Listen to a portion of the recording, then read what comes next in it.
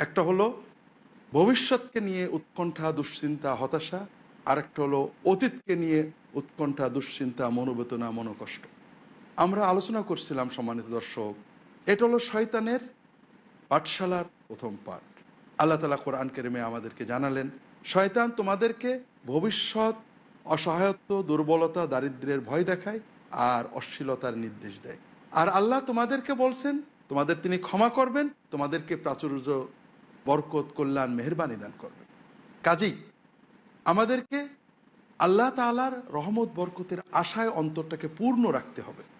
আনা ইনদা যন্নি আবদি বি, আমি আমার বান্দা যেভাবে আমার ব্যাপারে ধারণা করবে আমাকে সেভাবে পাবে। আমার বান্দা যদি মনে করে আল্লাহ রহমত আর আমি পাবো না, ভবিষ্যৎ আমার খারাপ হয়ে যাবে, তার সেই অবস্থা হবে। আর বান্দা যদি আল্লাহ তাআলার উপর আস্থা রাখে যে অবশ্যই আল্লাহ তাআলা আমাকে এতদিন ভালো রেখেছেন, আল্লাহ তাআলা আমাকে অবশ্যই ভবিষ্যতে ভালো রাখবেন, তাহলে তো আল্লাহ তাআলা অবশ্যই ভালো রাখবেন। কাজেই মুমিনের দায়িত্ব হলো, ইমানের অংশ হলো এবং ইবাদত হলো যে আল্লাহ রহমতের উপর আশাটা পরিপূর্ণ রাখা, ভবিষ্যৎ নিয়ে কোনো দুশ্চিন্তা না করা। ভবিষ্যৎটা আমরা কিছুই জানি না, ভালো অথবা মন্দ, আমরা যত দুশ্চিন্তাই করি না কেন, ভবিষ্যৎ যেটা হবে সেটা হবেই।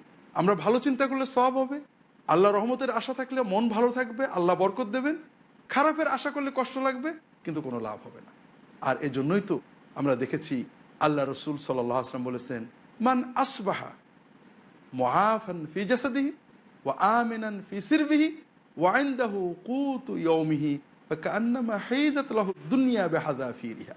যে ব্যক্তি সকাল হলো, নিজে সুস্থ আছে, পরিবারে শান্তিতে আছে এবং সেদিনের খাবার তার কাছে আছে, তা তো দুনিয়ার সবই এসে গেছে। তাকে আল্লাহ আজকে যে নিয়ামত দিয়েছেন, এই নিয়ামতের বরকত যদি চাই, কৃতজ্ঞতা প্রকাশ করতে হবে, আল্লাহ আপনি আমাকে অনেক দিয়েছেন, আমার তো পুরো আশা কালকেও আপনি এর চেয়ে ভালো রাখবেন। এটা হলো ভবিষ্যতের উৎকণ্ঠা থেকে মুক্ত থাকার উপায়। আর এটাতে সাহায্য করবে বেশি বেশি আল্লাহর জিকির, বেশি বেশি সালাত। আর অতীতকে নিয়ে মনোকষ্ট আরও একটা ভিত্তিহীন বিষয়। কীভাবে অতীতকে নিয়ে মনোকষ্ট করে, অমুক আমার সাথে খারাপ ব্যবহার করেছিল, অমুক এটা করেছিল, অমুক দিনে এটা করেছিলাম, অমুকটা আমি পাইনি, অমুকটা আমি চেয়েছিলাম। অতীতের সকল বেদনা নিয়ে মনোকষ্ট অনুভব করা। বাজে কাজ আর কী হতে পারে, অতীত তো চলে গেছে, মনোকষ্ট একে ফিরিয়ে আনবে না। এই সব কষ্টের ভিতর দিয়ে যেটা বেরিয়ে আসবে একটু ভালো করে চিন্তা করেন, আল্লাহ তাআলা আমাকে এত কষ্টের ভিতর দিয়ে নিরাপদে বের করে এনেছেন, আলহামদুলিল্লাহ।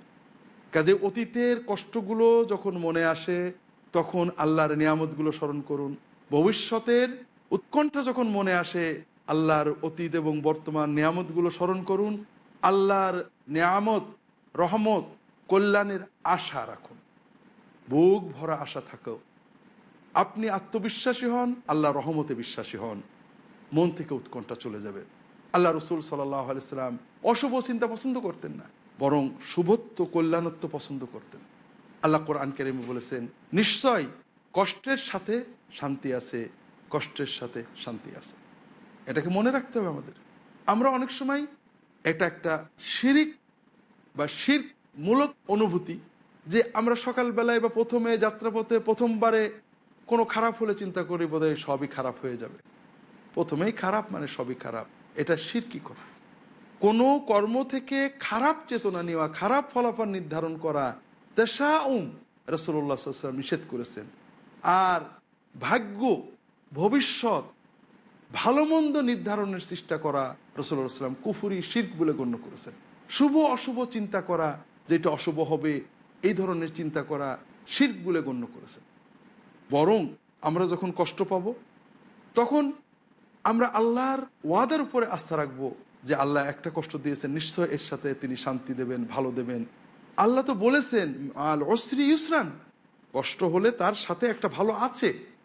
কাজেই আমরা সবসময় আল্লাহ রহমতের আশা রাখবো, আল্লাহর ওয়াদায় বিশ্বাস করব, শয়তানের পাঠশালার পাঠ থেকে দূরে থাকব, আর আল্লাহ তাআলার জিকির বেশি করব। এটা হলো আমাদের মানসিক সুস্থতার মূল ভিত্তি হিসেবে আল্লাহ রসুল সাল্লাল্লাহু আলাইহি ওয়াসাল্লাম এবং কোরআন কারিমে আল্লাহ তাআলা আমাদেরকে শিখিয়ে দিয়েছেন। সম্মানিত দর্শক, সুস্থতাকে সংরক্ষণ করতে, রোগ ব্যাধি থেকে মুক্ত থাকতে ইসলামের এই জীবন ব্যবস্থা অত্যন্ত সুন্দর। এর পাশাপাশি আল্লাহ রসুল সাল্লাল্লাহু আলাইহি ওয়াসাল্লাম তার সুন্নতের মাধ্যমে, কর্ম এবং কথার মাধ্যমে আমাদেরকে দুনিয়ার গজব, শাস্তি, রোগ ব্যাধির কারণ এবং দুনিয়ার নিয়ামত পাওয়ার কিছু কারণ জানিয়ে দিয়েছেন। এদিকে আমাদের লক্ষ্য রাখতে হবে। যে কর্মগুলো করলে আল্লাহ অসন্তুষ্ট হন, আল্লাহর সংরক্ষণ হেফাজত উঠে যায়, এগুলো যদি বেশি বেশি করে করি তাহলে আমাদের বিপদ আপদ আসবে, রোগব্যাধি আসবে। যে কর্মগুলো করলে আল্লাহ তাআলা খুশি হন, আল্লাহ বরকত দেন, হেফাজত করেন, এগুলো যখন আমরা বেশি করে করব, তখন অবশ্যই আমাদের সুস্থতা এবং অন্যান্য নিরাপত্তা বাড়বে। এটা আল্লাহর রসুল সাল্লাল্লাহু আলাইহি ওয়াসাল্লাম জানিয়েছেন, আল্লাহ ওয়াদা করেছেন।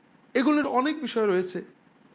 প্রথম বিষয় হলো যে আল্লাহ রসুল সাল্লাল্লাহু আলাইহি ওয়াসাল্লাম বিভিন্ন হাদিসে বলেছেন, জামাতে সালাত আদায় করা, ওয়াক্ত মতো সালাত আদায় করা, এগুলো আমাদের নিরাপত্তার একটা অন্যতম পথ।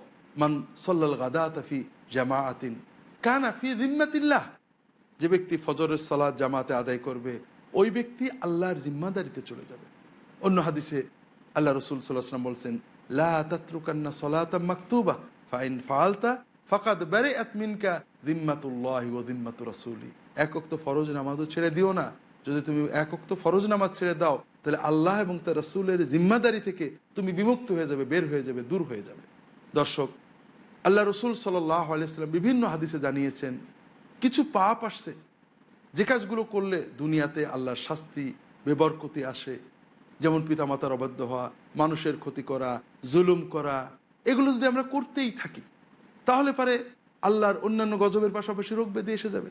আর কোনো কোনো পাপের জন্য তো রোগ ব্যাধি আল্লাহ রসুল নির্ধারণ করে দিয়েছেন, অশ্লীলতার জন্য কঠিন রোগ, মহামারী, ব্যাধি এগুলো আসবে। আল্লাহ রসুল সাল্লাল্লাহু বিভিন্ন হাদিসে বলেছেন যে সকল কর্মের জন্য আল্লাহ দুনিয়াতে বরকত দেন, বিপদ কাটিয়ে দেন, তার ভিতরে রয়েছে আত্মীয় স্বজনের আত্মীয়তা রক্ষা করা, পিতামাতার খেদমত করা, মানুষের উপকার করা, এতিমের হেফাজত করা, এতিমের দেখাশোনা করা, এগুলো আমাদের খেয়াল রাখতে হবে।